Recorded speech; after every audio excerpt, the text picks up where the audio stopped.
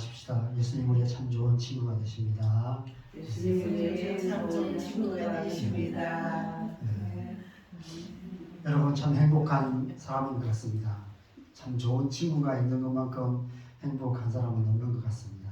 예수님 우리의 좋은 친구가 되시기 때문에 우리 모두는 행복한 사람인 줄 믿습니다. 오늘은 그하는 믿음, 구하는 믿음이라는 제목으로 요한복음 15장 1절에서 7절까지 말씀을 우리 함께 보겠습니다. 요한복음 15장 1절부터 7절까지 말씀 우리 천천히 한 목소리로 읽겠습니다. 나는 참 포도나무요 내 아버지는 농부라. 물은 내게 붙어있어 열매를 맺지 아니하는 가지는 아버지께서 그것을 제거해 버리시고 물은 열매를 맺는 가지는 더 열매를 맺게 하여 그것을 깨끗하게 하시느니라. 너희는 내가 일러준 말로 이미 깨끗하여졌으니 내 안에 거하라. 나도 너희 안에 거하리라. 가지가 포도나무에 붙어있지 아니하면 스스로 열매를 맺을 수 없음같이 너희도 내 안에 있지 아니하면 그러하리라. 나는 포도나무요 너희는 가지라. 그가 내 안에 내가 그 안에 거하면 사람이 열매를 많이 맺나니 나를 떠나서는 너희가 아무것도 할 수 없음이라. 사람이 내 안에 거하지 아니하면 가지처럼 밖에 버려져 마르나니 사람들이 그것을 모아다가 불에 던져 사르느니라. 너희가 내 안에 거하고 내 말이 너희 안에 거하면 무엇이든지 원하는 대로 구하라. 그리하면 이루리라. 아멘.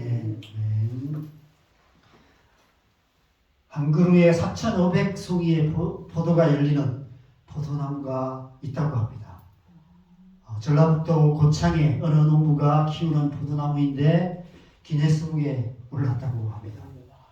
나무 한 그루에서 난 가지가 사방으로 뻗어서 한 300평 정도 이렇게 뻗쳐져 있고 거기에서 4,500송이까지 열린 적이 있다고 합니다.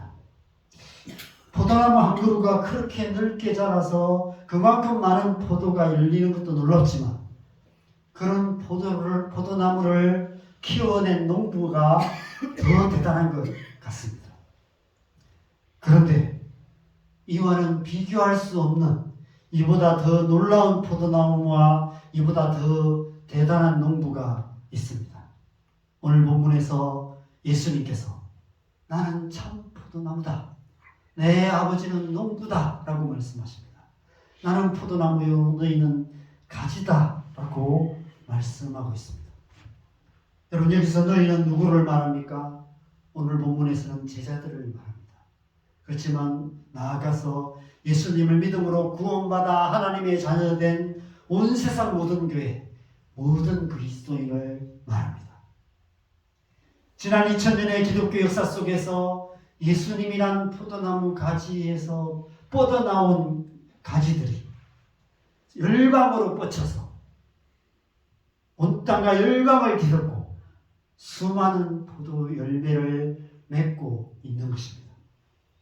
이 땅에 있는 모든 교회 그리고 저와 여러분이 바로 그 가지이며 열매인 것입니다. 여러분 이 세상에 이보다 더 큰 포도나무가 어디 있겠습니까? 지금도 그 포도나무는 땅끝을 향해 가지를 뻗치고 있고 수많은 열매를 맺어가고 있습니다. 그 가지가 땅끝까지 이르러 온 세상을 완전히 덮을 그날에 주님 나라가 임하게 될 것입니다. 마태복음 14장 14절에 예수님의 말씀이 성취될 것입니다. 이 천국 복음이 모든 민족에게 전언되기 위하여 온 세상에 전파되리니 그제야 끝이 오리라. 그날이 속히 오기를 소망합니다. 지난주 요한복음 14장 마지막 절에서 예수님께서 제자들에게 말씀을 마치시고 일어나라 여기를 떠나자 라고 말씀하셨습니다. 그리고 곧이어 오늘 본문에서 포도나무와 가지에 대한 비유를 말씀하고 계십니다. 지난주에 말씀드린 것처럼 이 말씀은 장소의 이동을 의미하는 말씀이 아니었습니다. 더 깊은 내적인 의미가 있는 말씀이었습니다.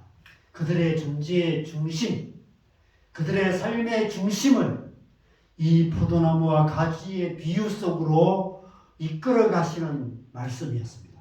일어나라, 이 길을 떠나자 라고 말씀하셨다면 당연히 일어나셔서 제자들과 함께 어디로 가셔야 되는데 그렇지 않고 바로 포도나무와 가지의 비유를 말씀하시는 것이죠. 이 말씀 속으로 들어오라, 이 말씀 속으로 함께 가자라고 말씀하고 계시는 것입니다. 그 옛날 고향과 친척과 아버지의 집을 떠나 내가 내게 지시할 땅으로 가라 하는 하나님의 부르심을 따라서 믿음으로 가나안 땅으로 나아갔던 믿음의 조상 아브라함처럼 예수님께서 지금 제자들을 그리고 저와 여러분을 믿음의 삶으로 초청하고 계시는 것입니다. 믿음으로 살아가는 삶이 무엇인지를 말씀하고 계세요. 너희가 앞으로 살아가야 될 삶은 이런 삶이다 라고 말씀하고 계시는 것입니다. 그 삶으로 일어나서 함께 가자 라고 말씀하고 계시는 것이죠. 그래서 오늘 본문을 통해서 우리가 예수님의 부르심을 따라 살아가야 되는 믿음의 삶에 있어서 절실하게 필요한 두 가지 차원의 믿음에 대해서 함께 생각해 보려 합니다. 오늘 본문 4절에 이렇게 말씀합니다. 내 안에 거하라. 나도 너희 안에 거하리라. 아멘. 우리에게 필요한 첫 번째 차원의 믿음은 거하는 믿음입니다. 믿음으로 내 안에 거하라 라고 말씀하고 계시는 것이죠. 믿음으로 내 안에 거하면 포도나무가 많은 열매를 맺게 될 것이다 라고 말씀하고 계십니다. 여러분, 그동안 제자들은 어떻게 살았습니까? 먹고 살기 위해 치자식 먹여 살리기 위해서 밤새도록 갈릴리 바다에 나가 빙그물을 내리며 그렇게 살았던 제자들이었습니다. 그런데 그런 제자들을 이제 예수님 안에 거하는 삶으로 부르고 계신 것입니다. 내 안에 거하라. 나도 너희 안에 거하리라. 그가 내 안에 내가 그 안에 거하는 그런 삶, 바로 성령께서 우리 안에 오셔서 우리가 성령께서 우리 안에 거하시고 우리가 성령 안에 거하는 그런 삶으로 부르고 계시는 것입니다. 자기의 영광을 구하며 세상의 영광을 구하며 치열하게 생존 경쟁하며 살아가는 이 세상에 살아가는 우리, 저와 여러분을 하나님의 영광을 구하는 삶으로 부르고 계시는 것입니다. 하나님과의 관계보다는 하나님과 관계된 일에 열심인 우리, 참된 신앙생활이 아니라 종교생활을 하고 있는 우리를 하나님과의 깊고 친밀한 관계 안에 살아가는 삶으로 이끌고 계시는 것입니다. 죽기를 무서워하여 한평생 매여 마귀의 종로로 사는 이 세상 모든 영광들을 예수님 안에서 참된 자유를 누리는 믿음의 삶으로 초청하고 계시는 것입니다. 일어나라, 함께 가자. 믿음으로 예수님 안으로 들어가 믿음으로 예수님 안에 거하라라고 말씀하고 계시는 것이죠.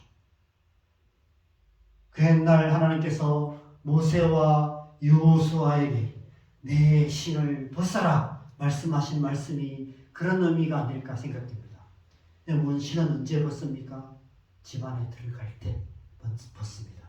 밖에 나가서 일할 때는 우리가 신을 신죠.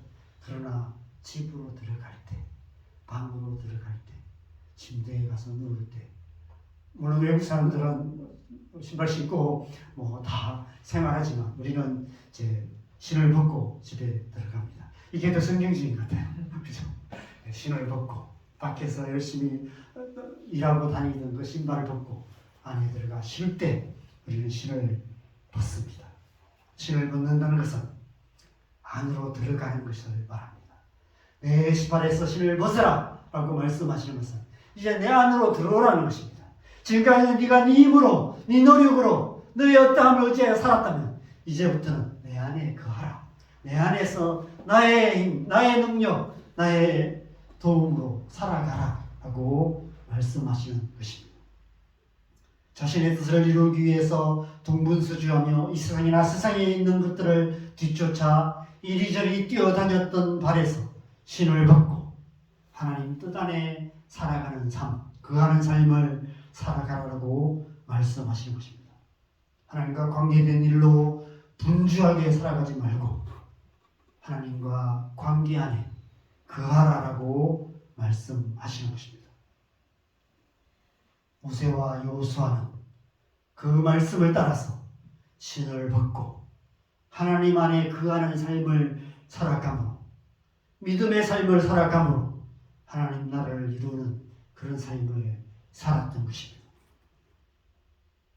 신앙생활은 믿음으로 주님 안에 들어가 믿음으로 그 안에 거하는 삶입니다.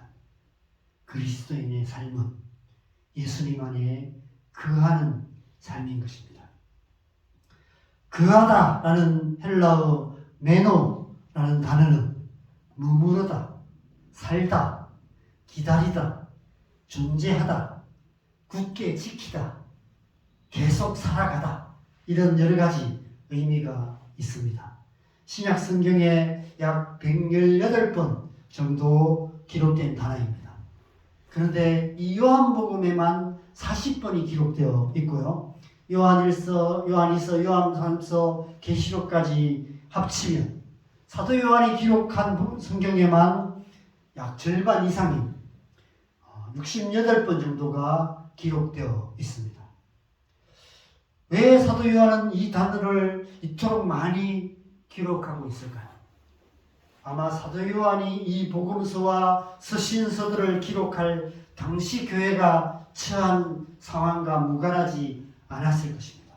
대부분의 사도들이 순교한 후에 사도 요한은 끝까지 살아 있었습니다. 사도 요한은 끝까지 살아남아서 그 초대교회가 로마 황제들에 의해서 핍박받는 그 상황을 끝까지 지켜보며 그 고난을 함께 겪으며 그 인내하며 그 부르심의 자리에 머물러 있었던 사람이 사도 요한이었습니다. 당시 초대교회는 로마 황제의 극심한 핍박 아래에서 아무것도 할 수가 없는 상태였습니다. 그 이전까지는 수많은 사도들이 또 사도 바울이 복음을 전하며 그렇게 그 지역들을 누비면서 교회를 세워 갔었습니다. 그런데 그 사도들이 순교를 당하고 이제 로마 황제의 핍박이 거세지면서 교회는 아무것도 할 수 없는 그런 상태가 되었습니다. 그냥 하루하루 죽지 않고 살아남는 것, 그것이 하루하루 삶의 목적이었습니다. 부르심의 자리를 떠나지 않고 끝까지 믿음을 지키는 것, 그것이 그들이 할 수 있는 전부였습니다. 그것이 초대교회가 처한 신앙의 현실이었습니다. 거한다는 말은 말 그대로 그냥 사는 것을 말해요. 그냥 살아가는 거예요. 그냥 그 자리에서 살아가는 것입니다. 아침에 눈 떠서 밥 먹고 그냥 주어진 대로 일하고 그냥 또 밥 먹고 밤에 잠자리에 들고 그렇게 하루하루 살아가는 삶. 뚜렷하게 특별하게 뭔가 대단한 일을 하는 것이 아니라 그냥 하루 주어진 대로 살아가는 삶. 그런 삶을 살아갈 수밖에 없는 현실이었습니다. 도망치지 않고 뒤로 물러나지 않고 그냥 죽지 않고 포기하지 않고 그리스도를 부인하지 않고 어떤 상황 속에서도 끝까지 믿음 지키며 그리스도인으로 살아가는 것, 그것이 거한다는 말의 의미였습니다. 그냥 살되 아무렇게나 사는 것이 아니라 주님 안에 살아가는 것을 말하는 것입니다.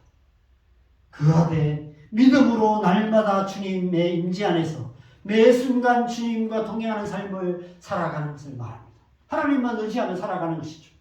오늘 하루 아침에 눈 떠서 오늘도 주님께서 지켜주시도록 모든 생명의 이후로부터 나와 내 가족 지켜주시도록 기도하고 하나님 오늘 어디로 가야 됩니까? 라고 기도할 수밖에 없었어요. 왜냐하면 잘못 갔다가는 로마 군대에게 잡혀서 끌려가면 순교를 당할 수밖에 없는 그런 현실이었기 때문에 길 하나를 걸어갈 때도 하나님 앞에 묻고 갔어야만 했습니다.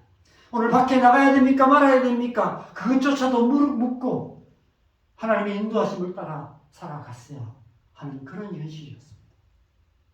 아무런 자유가 없는 그런 현실을 살아가야 했습니다. 그래서 매 순간 성령의 도우심을 구했고 매 순간 성령의 충만함을 구했고 매 순간 성령의 인도하심을 구하며 살아갈 수밖에 없었습니다.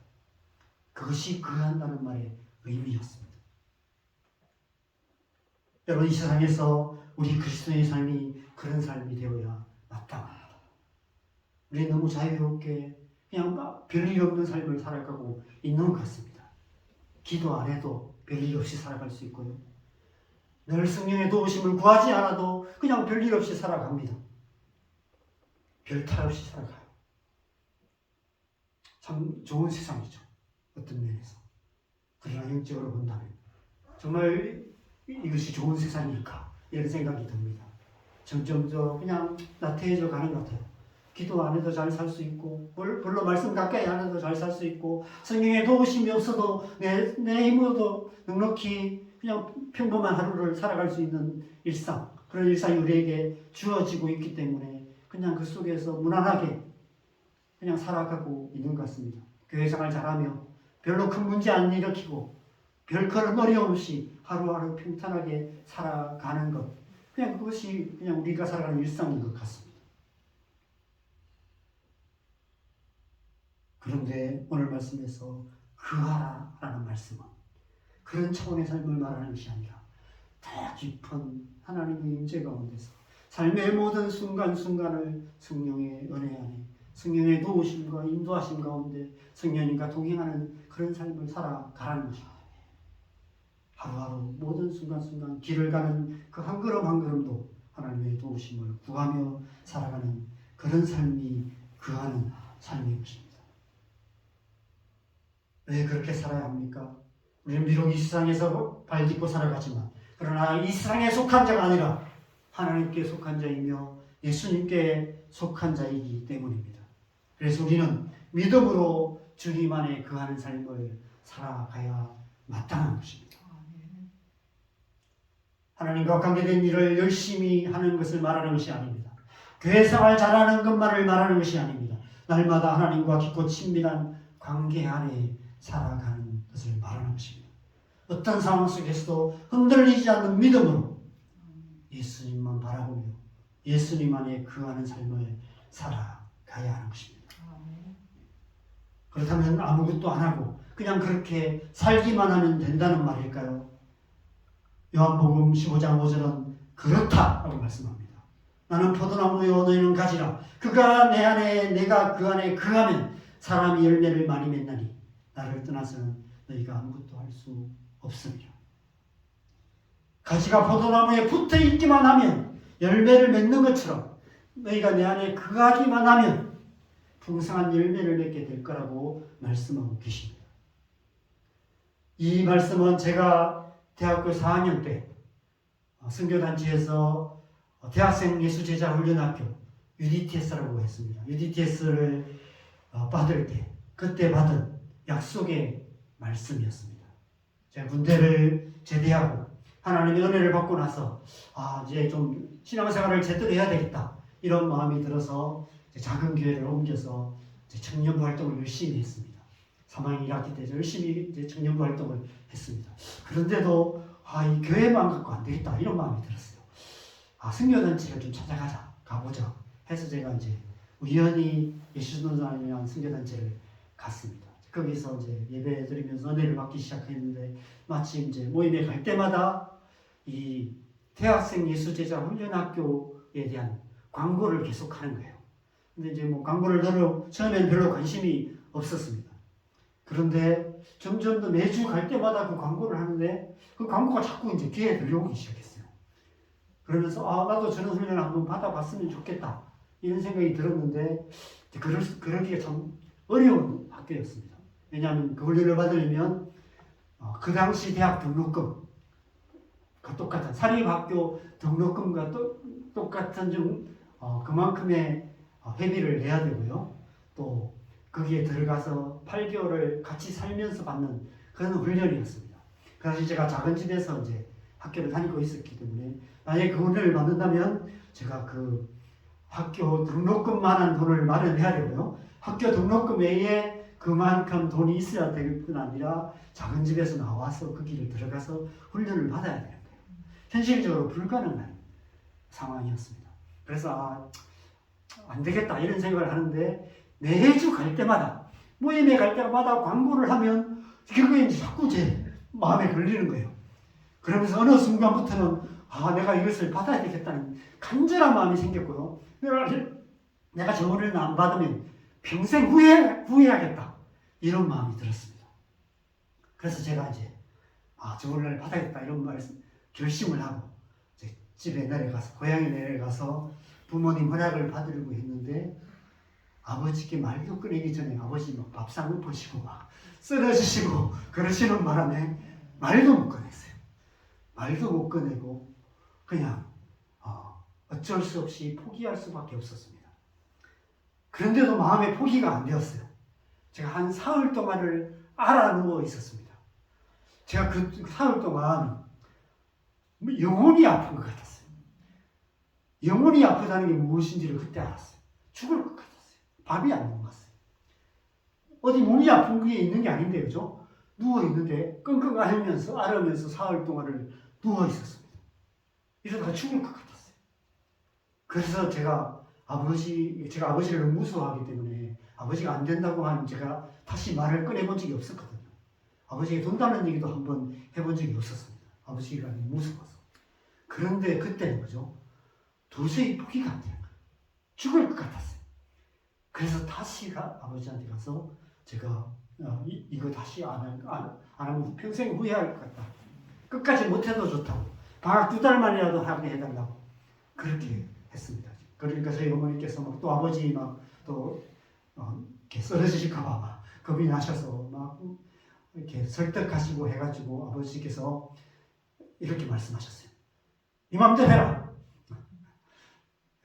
그렇게 역정을 하시면서 네 맘대로 해라. 그렇게 하셨습니다. 그래서 제가 허락받은 걸로 간주하고 제가 정말 그때는 방학 2달만 하겠다. 그 대신 아버지가 이렇게 얘기하셨어요. 회비는 하나도 안 대주겠다. 네가 알아서 해라. 그렇게 얘기를 하셨어요. 그래서 제가 원서 접수 기간 다 끝나고 제가 사무실에 찾아가서 원서를 내고 혼자 면접을 보고 그렇게 늦게 이 제자원인학교를 들어가서 훈련을 받게 되었습니다. 그때 학교를 섬기시는 간사님들이 들어올 입학할 학생들을 명단을 넣고 기도하면서 학생 한 명당 어떤 말씀을 받아서 이 책갈피로 만들어서 나누어 줬는데 그때 받은 말씀이 이 구절의 말씀이었습니다. 그날 이후 이 한 구절의 말씀이 제 삶의 결정적인 순간에 제 중심을 바로잡아주는 그런 약속의 말씀이 되었습니다. 지금도 기도할 때 가끔씩 하나님께서 이 말씀을 다시 생각나게 하시곤 하십니다. 이 말씀으로 제 흔들리는 중심을 바로잡아 주셔서 다시 주님 안에 거하는 삶을 살게 하십니다. 여러분, 그냥 주님 안에 거하기만 하는데 어떻게 열매가 맺을 수 있을까요? 오늘 본문 7절에 그 답이 있습니다. 7절 말씀 같이 읽겠습니다. 너희가 내 안에 거하고 내 말이 너희 안에 거하면 무엇이든지 원하는 대로 구하라. 그리하면 이루리라. 너희 중심이, 너희 삶이 내 안에 거하고 있다면 무엇이든지 원하는 대로 구하라 말씀하십니다. 너희가 구하는 대로 예수님께서 이루어 주실 거라고 말씀하시는 거예요. 우리가 구하는 그것이 곧 우리의 삶의 열매가 된다는 것입니다. 아무것도 하지 않아도. 그냥 우리가 주님 안에 거하면서 믿음으로 주님 안에 거하면서 믿음으로 주님 바라보면서 주님 앞에 기도하는 그 기도가 응답되어져서 그것이 우리의 삶의 열매가 된다는 것입니다. 우리에게 필요한 두 번째 차원의 믿음은 바로 구하는 믿음입니다. 거하는 믿음으로 주님 안에 거하며 구하는 믿음으로 주님 바라보면서 기도하는 것, 그것이 바로 믿음의 삶이라고 말씀하고 계신 것이죠. 우리의 손으로 하나님과 관계된 일을 열심히 하는 것이 아니라 우리의 작은 손을 모아서 기도함으로 하나님의 큰 손이 우리의 삶 속에 일하시게 만드는 것입니다. 하나님의 큰 손이 우리의 삶 속에 역사하실 때 우리가 할 수 없는 크고 놀라운 일들이 우리의 삶 속에 이루어지게 된다는 것입니다. 그래서 우리에게는 거하는 믿음과 함께 구하는 믿음이 필요한 것입니다. 신앙생활은 날마다 주님 안에 거하며 매 순간 주님께 구하는 삶을 살아가는 것입니다. 그래서 쉬지 말고 기도하라라고 말씀하고 있는 것입니다. 거하는 믿음과 함께 구하는 믿음으로 하나님 나라의 열매 맺는 삶을 살아가야 하는 것이죠. 그래서 신앙생활에 있어서 말씀 묵상과 기도가 중요한 것입니다. 말씀 묵상은 우리의 중심을 이끌어서 예수 그리스도의 말씀 안으로 이끌어갑니다. 여러분, 말씀 묵상을 통해서 우리는 주님 안에 거하는 삶을 살아갈 수 있습니다. 어떻게 거하는 믿음이 우리 안에 생길 수 있습니까? 말씀을 묵상할 때, 말씀을 읽고 듣고 묵상할 때, 하나님의 말씀이 우리 안에 역사할 때 우리 안에 믿음이 생깁니다. 그 말씀 붙들고 거기 우리를 부르신 그곳에 거하는 삶을 살아갈 수 있는 것입니다. 그렇다면 기도가 뭘까요? 기도는 구하는 믿음으로 우리의 삶 속에 성령의 은혜가 역사하게 하는 것입니다.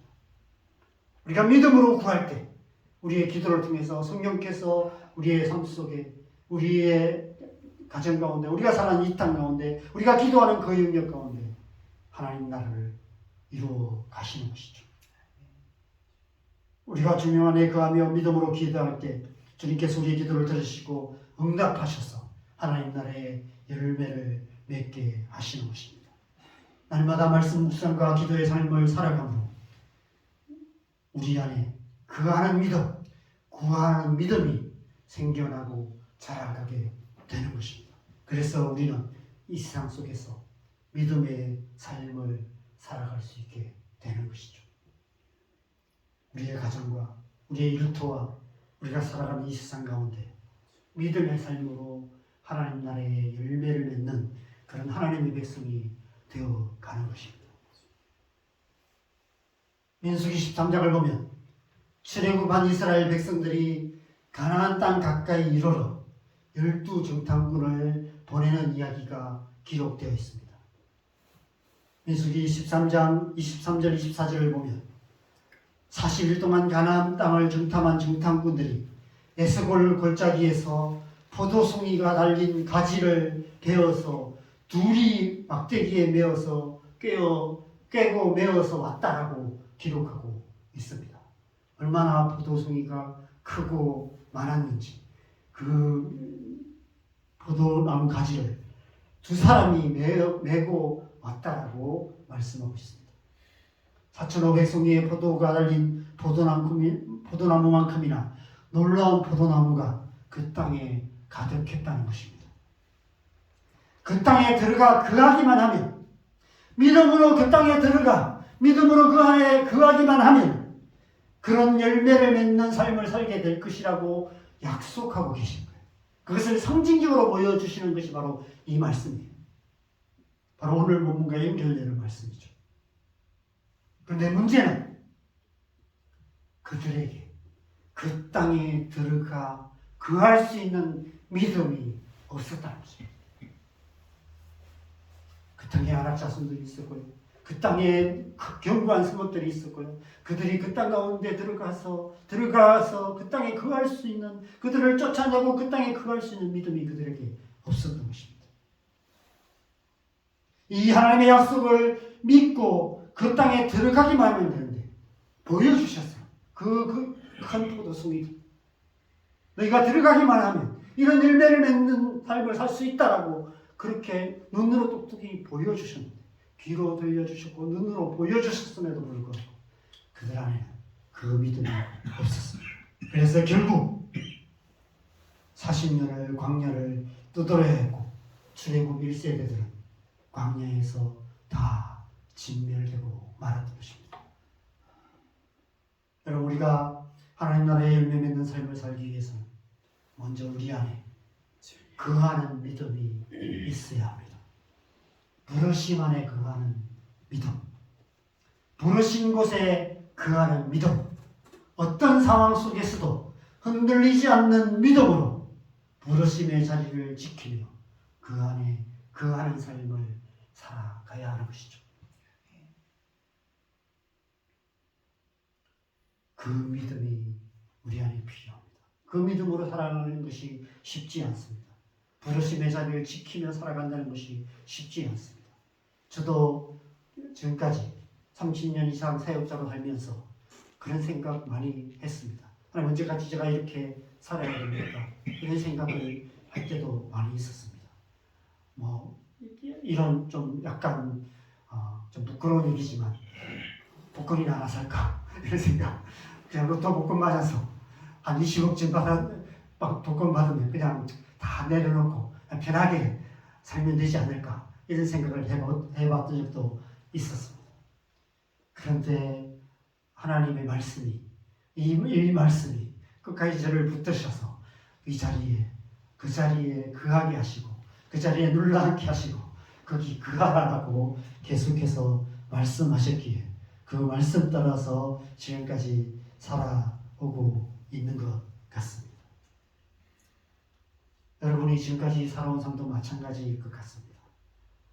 우리를 부르신 그 부르심의 자리를 지키며 지금까지 살아오신 줄 믿습니다. 그 믿음으로 끝까지 그 하나님의 부르신 자리를 지키며 거기에 거하는 하나님의 사람들 되시기를 바랍니다. 그 안에 거하며 우리는 무엇을 해야 할까요? 구하라 말씀하십니다. 먼저 그의 나라와 의를 구하라 말씀하시고, 무엇이든지 원하는 대로 구하라 말씀하십니다. 그리하면 이루리라 라고 약속하고 계십니다. 우리가 아니라 하나님께서 이루신다는 것입니다. 우리가 주님 안에 거하며 그 안에서 구하면 우리의 모든 기도에 응답하셔서 하나님께서 일하시고 역사하셔서 우리의 삶 속에 하나님 나라의 풍성한 열매를 맺게 하신다는 것입니다. 하나님께서 친히 하나님의 뜻을 이루어 가신다는 것입니다. 하나님의 나라는 그렇게 이루어지는 것입니다. 지난 2000년 기독교 역사 속에서 하나님 나라는 그렇게 이루어져 왔습니다. 거하는 믿음, 구하는 믿음으로 믿음의 삶을 살았던 구름같이 허다한 정인들, 그 믿음의 사람들을 통해서 이 땅에 하나님 나라가 이루어져 왔고 지금도 그렇게 이루어져 가고 있습니다. 이제는 우리 차례입니다. 그래서 우리 안에도 이 두 가지 차원의 믿음이 필요한 것입니다. 거하는 믿음, 구하는 믿음이 필요한 것입니다. 거하는 믿음으로 언제 어디서 무엇을 하든지 하나님의 임재 가운데 거하며 주님과 동행하는 삶을 살아가야 합니다. 구하는 믿음으로 먼저 그의 나라와 의를 구하며 무엇이든지 원하는 대로 구하는 삶을 살아가야 합니다. 그것이 하나님의 백성된 우리가 마땅히 살아가야 할 믿음의 삶인 것입니다. 개척교회를 하는 이 시간이 제게 있어서 이 말씀, 이 두 가지 믿음이 더 절실하게 요구되는 그런 시간인 것 같습니다. 이런 생각이 들 때가 있습니다. 내가 지금 뭐하고 있는가? 나는 지금 하나님의 뜻 가운데 있는가? 하나님께서 내게 원하시는 일이 무엇일까? 하나님께서 이 교회를 통해서 무엇을 하기를 원하시는가? 이런 질문들을 끊임없이 하게 되는 것 같습니다. 오래전 하나님께서 주셨던 오늘 이 본 말씀이 지금 이때를 위해 제게 주신 말씀이 아닐까 이런 생각이 들었습니다. 삶의 마지막까지 믿음의 삶을 살라라고 말씀하고 계시는 것 같습니다. 그하는 믿음, 구하는 믿음으로 날마다 하나님의 말씀 안에 거하며 날마다 하나님 앞에 나가 기도하며 하나님의 뜻을 이루는 삶을 살아가라고 말씀하고 계시는 것 같습니다. 지난주에 저희 아들 연애를 갔습니다. 저희 아들 국군수도병원에 입원해 있는데 지금 이제 퇴원해서 본대로 돌아갔지만 면회하면서 여러 가지 얘기를 나누다가 충격을 받고 돌아왔습니다. 저희 아들 예훈이 나이가 올해 28살이라고 합니다. 우리 아들 나이가 28살이면 제 나이가 한국 나이가 60살인 거예요. 저는 아직 60살이 안 되었다고 생각했어요. 제가 나이가 58인가 55인가 지금 맨날 헷갈리면서 살고 있었거든요. 그런데 우리 예훈이가 자기 나이가 28살이라는 거예요. 근데 예훈이가 28살이면 내가 60이라는 한국 나이 60살이라는 것입니다. 그래서 갑자기 충격을 받았어요. 너무 충격이 돼갖고 제가 이게 이게 사실일까 해서 제가 김동인 간사한테 전화를 했어요. 동인이랑 저랑 10살 차이라서 야 동인아 너 몇 살이냐 물었더니 자기가 50살이라는 거예요. 내가 50살이니까 간사님은 60살입니다라고 아주 못살을 박는 그랬습니다. 그래서 제가 이제 좀 며칠 동안 제 나이에 대해서 충격을 받고 지금 살고 있습니다. 이제 저희 장모님도 계시고 또 저보다 다 연세 많으신 권사님도 집사님도 계시지만 우리가 나이가 들어갈수록 우리 마음과는 달리 우리의 몸으로 할 수 없는 일들이 점점 더 많아집니다. 우리의 몸으로 때울 수 있는 일이 별로 없어져요. 그죠? 나이 계신 분들 다 젊었을 때는 열심히 막 교회 섬기면서 교회 봉사도 열심히 하고 그렇게 살았지만 지금 마음은 굴뚝 같은데 몸이 따라가지 않는 그런 현실을 살아가고 계실 것 같습니다. 나이가 들어가면 갈수록 두 가지 믿음이 필요해요. 이 두 가지 믿음이 더 절실하게 요구됩니다. 날마다 주님 안에 거하는 믿음으로 그냥 주님과 동행하는 삶을 살아가야 돼요. 저는 가끔씩 저기 공원에 벤치에 앉아 계시는 어르신들을 보면 나의 노년은 어떤 모습일까? 나도 저 나이에 저렇게 그냥 벤치에 앉아서 하루 종일 앉아서 하루가 가기를 그냥 할 일 없이 기다리고 있는 그런 하루하루를 살아가는 것이 내 마지막 모습일까? 이런 생각을 하면서 저렇게는 안 살고 싶다 이런 생각이 들었어요. 그래서 그냥 차라리 적당할 때 빨리 갔으면 좋겠다 이런 생각이 들 때도 많이 있습니다. 근데 여러분 거하는 믿음이 우리 안에 있습니다. 그냥 하루하루 살아가지만 별일 없이 살아가지만 아침에 눈 떠서 밤에 잠자리에 들 때까지 별일 없이 할 일도 별로 없이 하루하루를 살아가지만 그럼에도 불구하고 그 시간들이 주님 안에 거하는 시간이 된다면 그냥 이 땅에 살아가는 삶도 천국의 삶이 되지 않을까 그런 생각이 듭니다. 그 믿음이 우리 안에 있기를 바랍니다. 지금부터 그 믿음을 우리 안에 길러가야 되고 그 믿음의 훈련을 해야 되는 것이죠. 젊었을 때 열심히 교회 봉사하고 열심히 뛰어다니는 것 그것이 믿음이었습니다. 그것도 훌륭한 믿음이었죠. 그런데 우리가 그렇게만 살아갈 수 없어요. 그것이 믿음의 전부는 아닙니다. 더 깊은 곳으로 일어나 이 길을 떠나자라고 말씀하시며 이 말씀으로 우리를 인도하고 계세요. 거하는 믿음. 거하는 믿음으로 주님 안에 거하며 하루하루 순간순간 시간 매 순간을 주님의 임재 가운데 주님의 음성을 들으며 살아가는 삶 주님과 동행하는 삶으로 우리를 부르고 계십니다. 나아가 구하는 믿음이 우리 안에 필요합니다. 뭘 할까요? 기도하는 것이죠. 가족들을 위해서 기도하고요. 자녀들을 위해서 기도하고요. 손자 손녀들을 위해서 기도하고요. 교회를 위해서 기도하고 어려움 당하는 지체들을 위해서 기도하고 이 나라의 민족을 위해서 기도하고 온 땅과 열방을 위해서 기도하고 그렇게 기도하다 보면 하루가 너무 짧게 느껴지는 그런 삶을 살아갈 수만 있다면